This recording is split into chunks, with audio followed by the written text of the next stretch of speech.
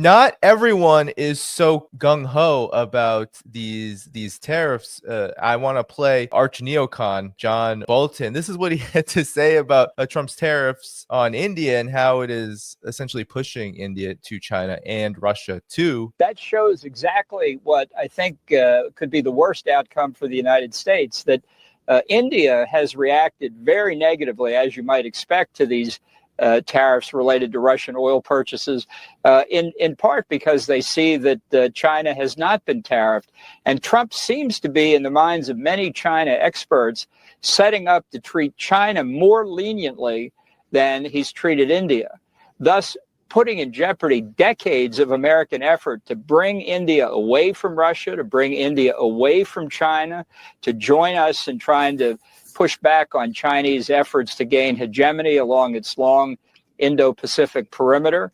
And the irony here is that while the secondary tariffs against India are intended to hurt Russia, it could push India back closer to Russia and ironically closer to China, perhaps negotiating together. Here you have Max Boot, of course, champion of the Iraq War. Divide and conquer. Trump is doing the opposite. His policies are pushing potential U.S. allies into the arms of Russia and China. So, Ben, talk about how China's ended up becoming a huge winner in this, in the sense that India is seriously looking to expand and diversify, almost shockingly so, with China now, which was definitely not an intended consequence. Yeah, in so many ways. Again, I've been talking here about how Trump is such a contradictory president because he says he wants to do something, and then his policies actually end up causing the exact opposite. He says he wants to save the hegemony of the US dollar. He's accelerating de-dollarization. He says he wants to reduce the US current account deficit, the trade deficit with the rest of the world. He's actually, in many ways, probably going to increase it. And when it comes to China, Trump has been obsessed with trying to weaken China, to isolate China. He's actually been strengthening China. These policies are backfiring so much. This is why in China, by the way, there is a term that's often used for Trump, which is a kind of playful criticism of him, making fun of him, which is they call him sometimes 川建国. That means, so it's like a Chinese name, like Chuan, which is like his last name, and then Jianguo, which is like your given name. You know, in Chinese, your first name, your last name comes first, and then your given name is after. So Jianguo means builder of the nation. So that's their Chinese name for him, is Trump, builder of the nation. But he's not building up the US, he's strengthening China. He's helping to build up the Chinese nation. And this is another good example. So, you know, this horrible war criminal, John Bolton, I mean, who should be in prison, one of the architects of the Iraq War. He's been calling for decades to bomb Iran, every country. I mean, he's a complete war hawk. He boasted of how during Trump's first term, when Trump, who supposedly says he fights the deep state, Trump surrounded himself with a bunch of neoconservative war hawks, including John Bolton was Trump's national security advisor. And Bolton boasted of how they backed a coup attempt in Venezuela. And Trump wanted to invade Venezuela. So, and now Marco Rubio, another horrible neocon, is both the Secretary of State and the National Security Advisor under Trump now in his second term, which means that Rubio is the second person in U.S. history to hold both positions after another notorious war criminal, Henry Kissinger. So you have Bolton, Kissinger, Rubio. They're all, you know, cut from the same cloth here. So getting back to what Bolton said, ironically, I almost 99% of the time I disagree with Bolton. He's right here, except it's a good thing that the U.S. is doing this because it's strengthening the multipolar world. You know, Trump, again, he's simply so stupid, frankly, that what he's doing is he is, by trying to isolate all these countries and threaten these countries like India, one of the things that Trump is angry about is that India has a growing trade surplus with the US. So Trump, honestly, I don't think that these tariffs on India are really about Russia. It's not about India buying oil from Russia because, as was just pointed out, China buys a ton of oil from Russia, and Trump didn't tariff China over that specifically because Trump is in talks with China now to work out some kind of trade deal. So Trump is using this as an excuse to put massive tariffs on India, to pressure India to come to the negotiating table, to force it to sign an unequal treaty like Trump did to the EU. What Trump doesn't realize, because he doesn't know anything about international politics, is that the EU is completely subservient to the US. They're vassals. This is now being said openly by European think tanks like the European Council on Relations, complaining about how Europe has become a vassal of the US. India is not a vassal of the US. I have a lot of criticisms of India's foreign policy and government, but it's not a vassal at all. India is a very independent-minded country, and the Indian government has always maintained a non-aligned foreign policy. India was one of the co-founders of the non-aligned movement. Now, at that time, when the non-aligned movement was co-founded, it was under Nehru, who was a left-wing anti-colonial leader. Today, Modi is a right-wing Hindu nationalist, and he has moved away very much from India's historic foreign policy. If you go back to the first Cold War, India was always proud of being the leader of the third world movement. And it was always, now we would say, the global South. India, under the Indian National Congress Party, affiliated itself more with the global South. Under Modi, ironically, when he came to power a decade ago now, he was the most pro-Western Indian leader in history, and in particular, the most pro-US Indian leader. But again, Trump is forcing him to go back to this more non-aligned foreign policy, and Trump is undoing this decades-long US policy of trying to woo India to isolate China, going back really even before Obama to George W. Bush, but especially under Obama. Obama had this charm offensive, and Obama talked about how he was best friends with Modi. He loved Modi, despite Modi being a far-right Hindu nationalist who has very Islamophobic policies. This is how Democrats always are. They claim to support, anti-racism, and they're against Islamophobia and civil rights and all that. And then they're totally open to work with these far-right leaders when it serves their political interests. So, this is not some unique Trump thing, right? It's like people talk about the Trump-Modi bromance. Well, we now see that Trump is going against Modi because what he's trying to do is use these tariffs on India to force India to sign some kind of unfair trade agreement that benefits the US at the expense of India. I don't think that's really going to happen because, first of all, India's trade with the US is not that important. India's trade with Russia and even its trade with China is more important than its trade with the US.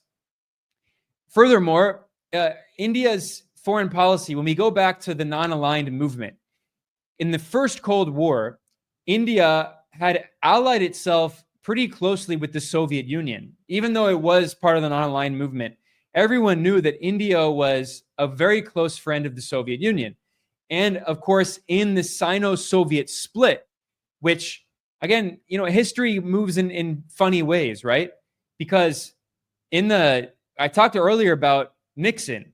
It was this hardline, right-wing, conservative, anti-communist Nixon who went to China, he met Mao Zedong, and he normalized relations with China. Again, history works in funny ways.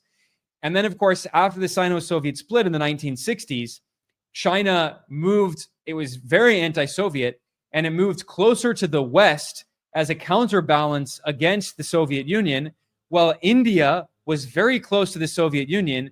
And of course, India had very negative relations with China. And in fact, in the 1960s, India and China fought border conflicts. And they've had kind of low intensity border conflicts since then. But there was a war between India and China. So India was very firmly in the pro-Soviet camp during the first Cold War, despite its leadership in the non-aligned movement.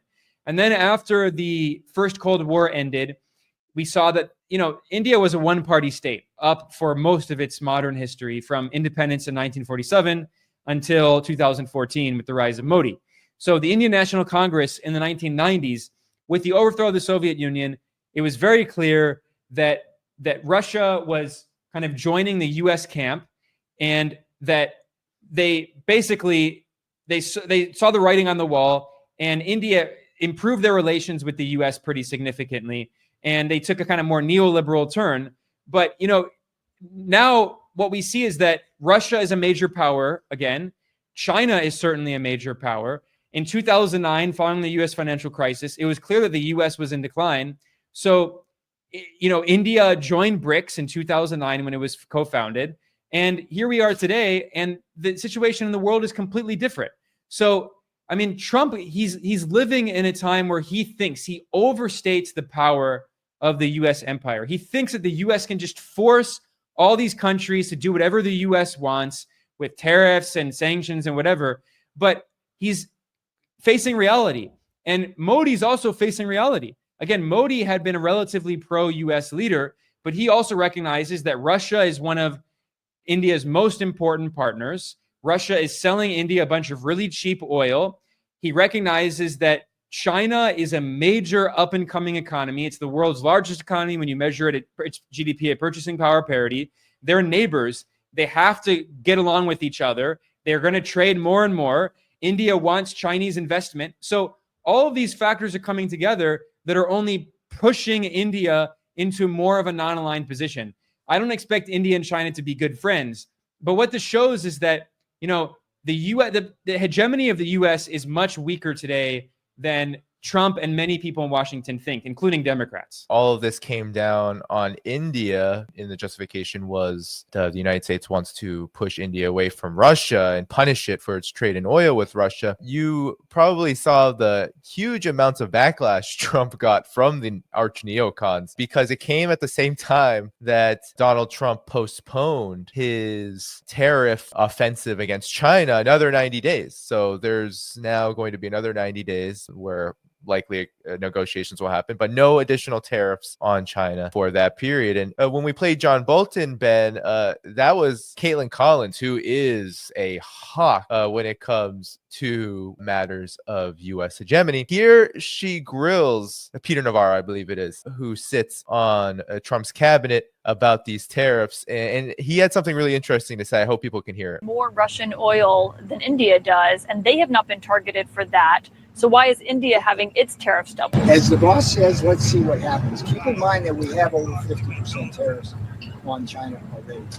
Right, but you could go higher. But they haven't been punished for buying Russian oil. And India is being We have over 50% tariffs, but not because China. of So we don't buying want to get to Russian a oil. point where we actually hurt ourselves. So I just want to stop there because he says to her, we don't want to get to the point where we hurt ourselves. And we heard the same thing from JD Vance on Fox News. He said the same thing. He said, well, if you go too high with China, it starts to hurt us. So Ben, react to this because there has been a lot of pressure on the Trump administration actually to ramp up tariffs on China equally to India, if not more, for this very reason. And the Trump administration has said straight up, if we do that, it will hurt us even more so. Yeah. Okay. So a few things to respond to there. First of all, I'm glad you talked about how CNN is just, they're pushing Trump to be even more hawkish and even more aggressive. They're like, okay, you're punishing India. Well, why aren't you also punishing China? You should be punishing and attacking everyone. I mean, it just shows that it's so pitiful. This is the political situation in the US because obviously, we've been spending an hour here criticizing Trump, and I think Trump is an absolutely horrible leader. But also the Democratic so-called opposition is also equally bad. I mean, it's so pitiful, the political situation in the US, where everyone just agrees that the US should just be this global empire attacking everyone, attacking China, attacking India, attacking Russia. It's incredible. But getting back to your main point about trade. So a few things. What this shows is that, first of all, US trade with China is much more important than US trade with India. Look at what the US imports from India. Look what the US imports from China. They're of completely different levels of importance. What the US imports from China includes, people talk about, cheap plastic goods and toys and clothes. I mean, they're thinking about China 40 years ago. The main Chinese exports to the US now include cell phones, computers, semiconductors, ironically, chips, because, Taiwan, which is a province of China, according to international law, Taiwan province does make the most advanced high-end chips, which are designed by NVIDIA, but they're made by TSMC in Taiwan. But still, the vast majority of what are called the legacy chips, the semiconductors used in most average technologies, are made in mainland China by SMIC, and other Chinese companies. So the US is very dependent. Also, batteries, which are like in every modern technology, we need batteries. So the US is really dependent on lots of critical imports from China. Another good example is critical minerals, right? And China has done this in a very strategic way, because Trump was threatening tariffs of 145% on China. So China said, fine, we will respond by restricting the export of critical minerals, especially rare earths, because China represents the vast majority of the global supply chain for rare earths processing. And rare earths are also needed for many advanced technologies and especially military equipment. So China is simply much more important. Its role in the global economy, in the global supply chain. I mean, China is the global supply chain. In the global value chain, the kinds of technologies and goods that it produces compared to India. When Modi came in, I guess 11 years ago now, Modi, he had this idea of make in India. He said that he was going to massively increase the manufacturing share of GDP in India, and India was going to try to follow what China did and become this global manufacturing hub. It's a complete failure. In fact, the manufacturing share of GDP in India has fallen under Modi. It has not become the global manufacturing hub. There has been a lot of manufacturing, low-end manufacturing moving out of China. And where is it going? It's not going to India.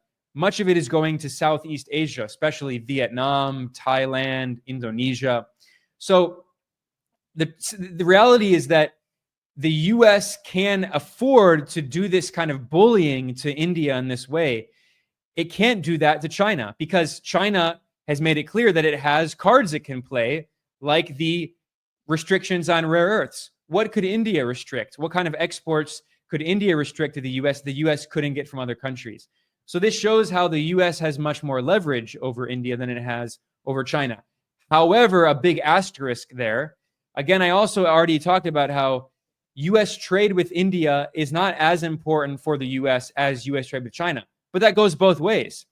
India's trade with the US is also not as important for India as China's trade with the US is for China, although even with China, that's changing.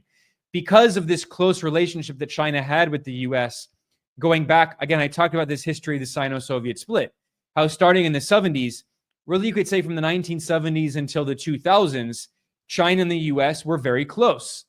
And then starting in the 2010s, China began to diversify. They created Belt and Road, especially under the leadership of President Xi Jinping. China has moved a little bit more into a multipolar direction, trying to diversify its foreign policy and its trading with other countries. India has always been like that. India was never really this kind of close US ally. In the first Cold War, it was much more pro-Soviet. And even in the 1990s and the 2000s, with the kind of neoliberal turn in India and the slightly more pro-US direction, it never really had as much trade with the US as China did. So again, I mean, Trump, this is a point I keep stressing because it's so important to understand. Trump thinks that the US has so much leverage and so much power, but what we're seeing is the more he attacks a lot of these countries, we actually are seeing the limitations of US power. A lot of people make out the Trump administration, Donald Trump himself, as not smart people, unintelligent, stupid. But given that they have... It's not the only factor, but it's not the only factor, yes.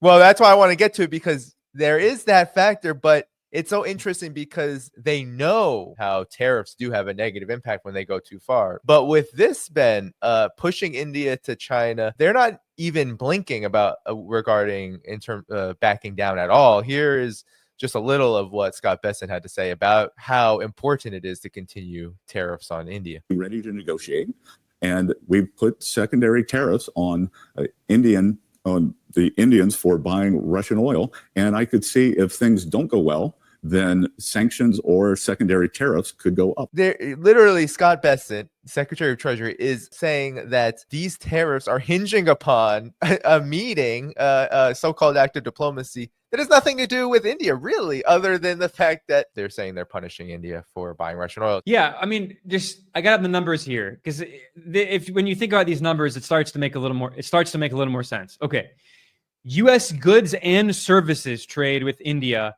in 2023 was $212 billion. Sorry, that was 2024. So U.S. trade with India in 2024, $212 billion. The same year, U.S. trade with China, $658 billion, 3 times as much. Now, India has 1.4 billion people. China has 1.4 billion people. They're basically the same size. The U.S. trades 3 times as much with China. And I already talked about how what the U.S. imports from China, not all of it, but much of it, is much more important than what the U.S. imports from India. And the U.S. cannot find many alternatives to what it imports from China, whereas the U.S. can find many alternatives for what it imports from India.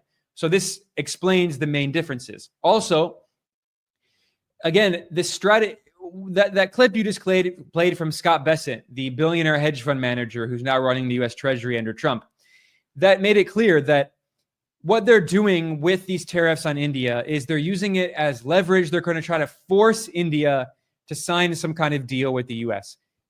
I think it probably will happen. India probably will try to sign some kind of deal with the U.S. They don't want 50% tariffs. That's really high. I mean, of course, no country wants these massive tariffs because, even China, like obviously, look, the U.S. government has made it very clear that it's waging a new Cold War on China.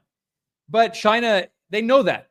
People, believe me, I know it. People in Beijing are, foreign policy officials, diplomats, analysts, professors. They're very smart. The caliber of them and the caliber of these analysts and experts in Beijing is many, many times higher than the caliber of the so-called experts in Washington.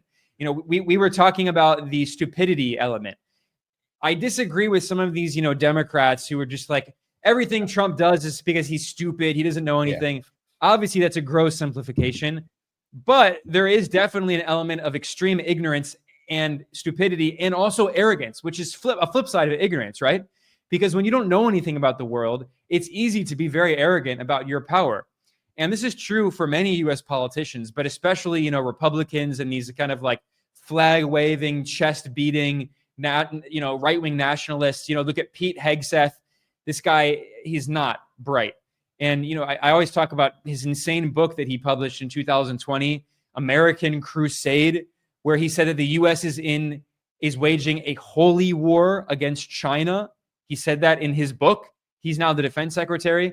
So obviously, people in China know what's happening in Washington, but they also want to keep trading with the U.S.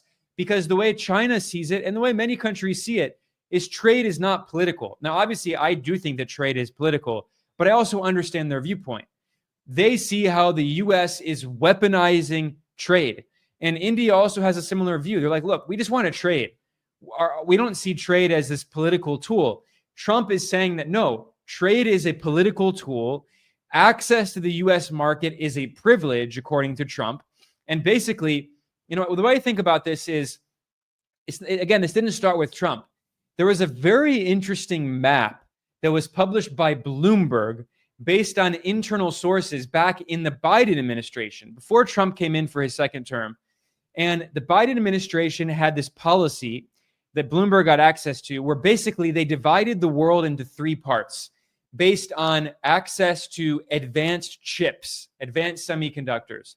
And basically, if you were a close U.S. ally or a vassal, like Europe, like Japan, South Korea, these close U.S. allies, then the U.S. would allow you to buy the most advanced chips, the most advanced semiconductors.